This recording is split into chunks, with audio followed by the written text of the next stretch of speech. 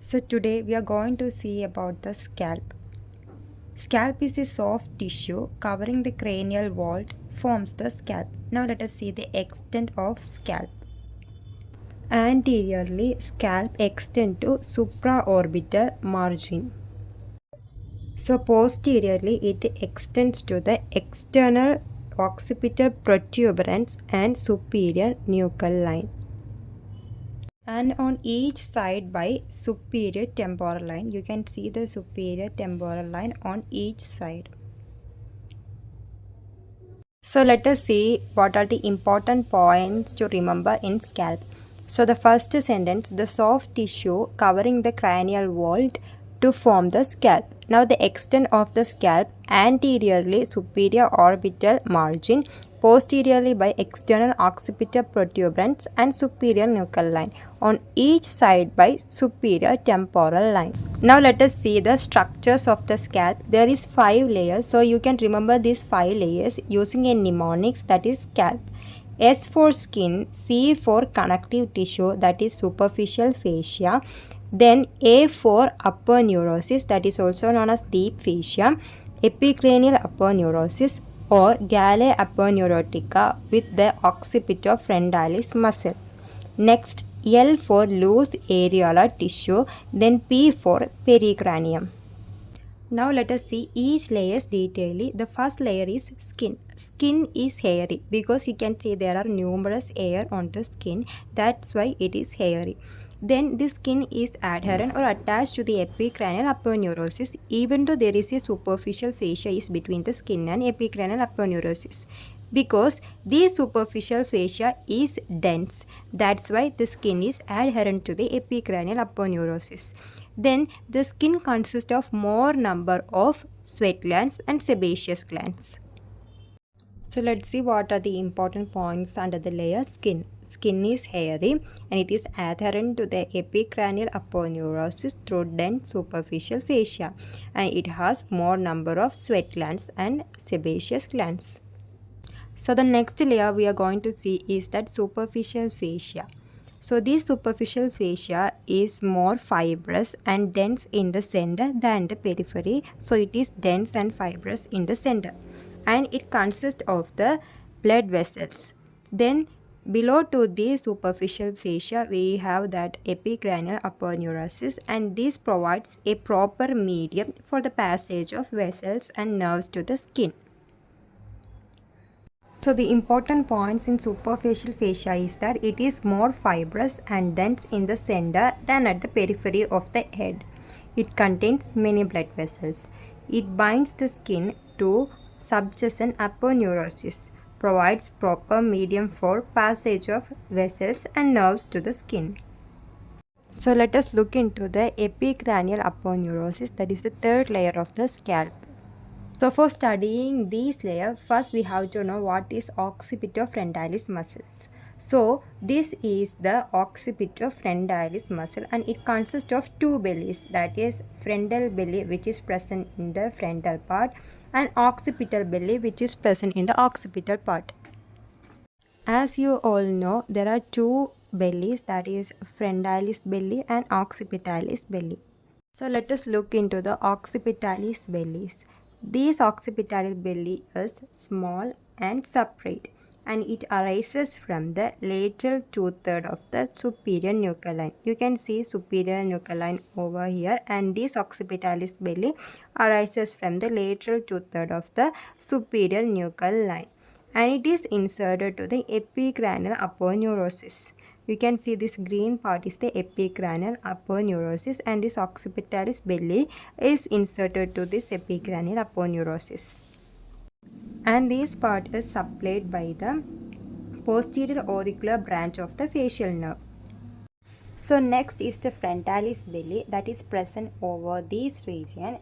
This is longer and wider, and it is partly united in the median plane.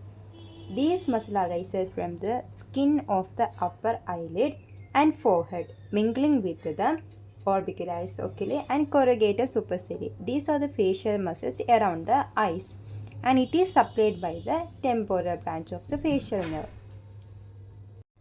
These muscles raises the eyebrows and cause horizontal wrinkles in the skin of the forehead. Another feature of this epicranial aponeurosis or Galgia aponeurotica is it is freely movable with the overlaying adherent skin and fascia. Then anteriorly it receives the insertion of the frontalis and posteriorly it receives the insertion of the occipitalis. And on each side it is attached to the superior temporal line.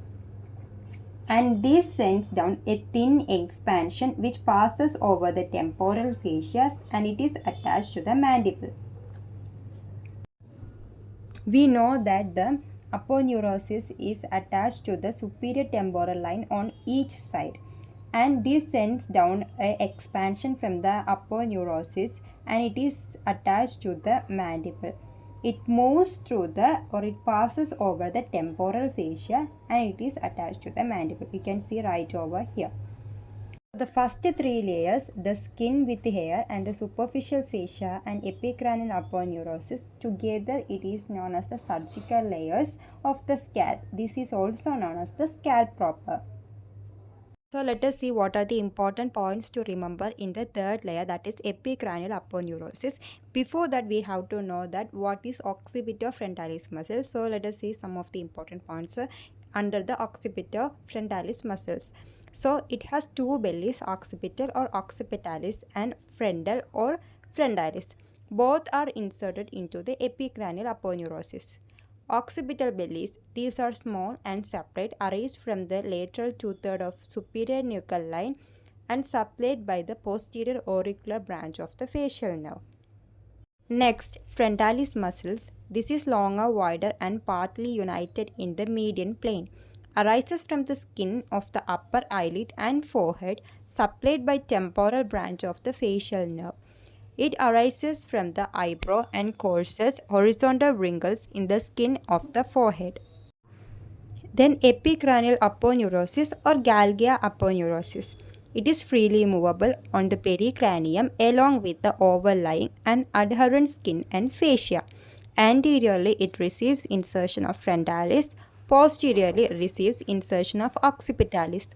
On each side attached to the superior nuchal line.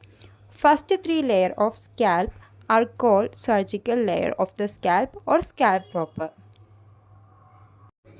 Next, the fourth layer, that is loose connective tissue. It is present right over here. It extends anteriorly to the eyelids. So the fourth layer, loose areolar tissue, extends anteriorly into the eyelids because these frontalis muscles has no bony attachment. Posteriorly, it is extend up to the highest nuchal line and superior nuchal line, and on each side by the superior temporal line. This is the superior temporal line on each side. Another feature of this loose connective tissue is that it gives passage to the emissary veins. This is the emissary vein and which connects the extracranial vein to the intracranial venous sinus. This is the intracranial venous sinus and this part is the extracranial vein. So it connects both the extracranial vein and the intracranial venous sinuses. So the fifth layer of the scalp is pericranium. You can see here this greenish layer, it is pericranium. This is loosely attached to the surface of the bones, but it is firmly adherent to their sutures, where the sutural ligament binds the pericranium to the endocranium. So let us see what are the important points to remember in these two layers. First, loose areolar tissue. Fourth layer of the scalp, it extends anteriorly into eyelids because the frontalis muscle has no bony attachment. Posteriorly to the highest and superior nuchal line. On each side superior temporal lines, it gives passage to emissionary veins which connects extracranial veins into the intercranial venous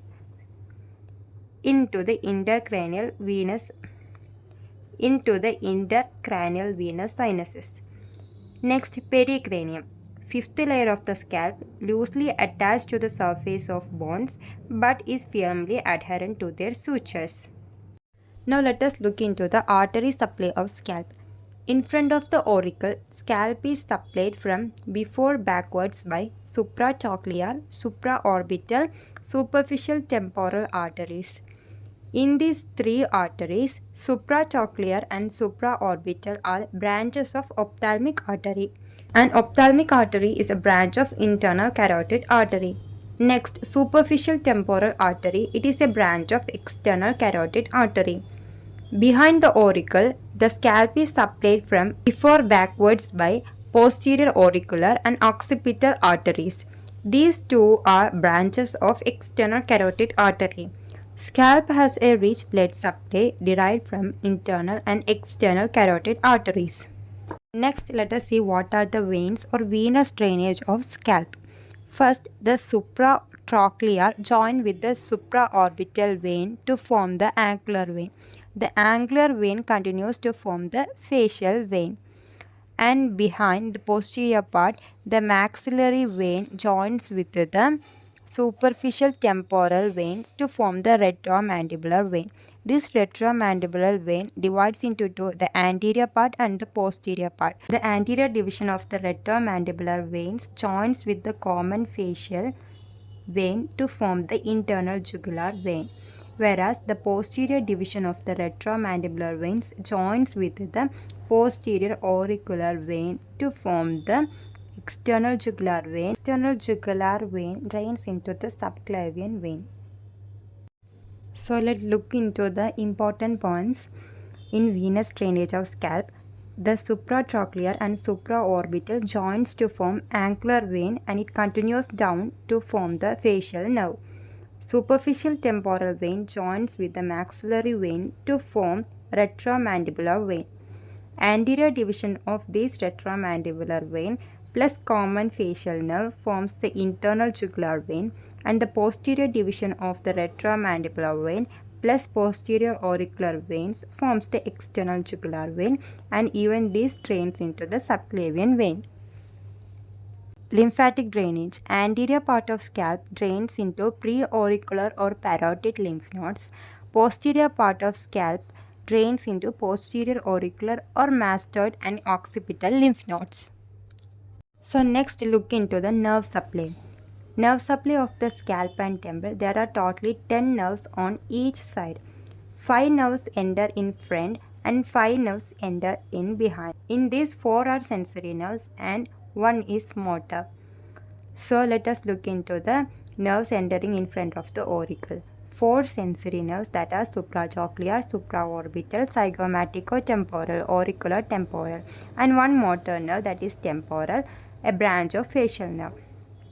Then from behind of auricle, there are 4 sensory nerves, that are posterior division of great auricular nerve, lesser occipital nerve, greater occipital nerve, and third occipital. Then 1 motor nerve, that is posterior auricular branch of facial nerve. So now let us look into the clinical anatomy. Because of the abundance of sebaceous glands, the scalp is a common site for sebaceous cyst. The pericranium is adherent to sutures. Collection of fluid deep to the pericranium, known as cephalohematoma, take the shape of the bone concerned when there is a fracture of particular bone. The layer of loose areolar tissue is known as the dangerous area of the scalp because the emissionary veins which course here may transmit infection from the scalp to the cranial venous sinuses. Collection of blood in the layer of loose connective tissue causes generalized swelling in the scalp. The blood may extend anteriorly into the root of the nose and into the eyelids, resulting in black eye. The posterior limit of such hemorrhages is not seen. If bleeding is due to local injury, the posterior limit of hemorrhage is seen. Because of the spread of blood, compression of brain is not seen, and so this layer is also called safety layer.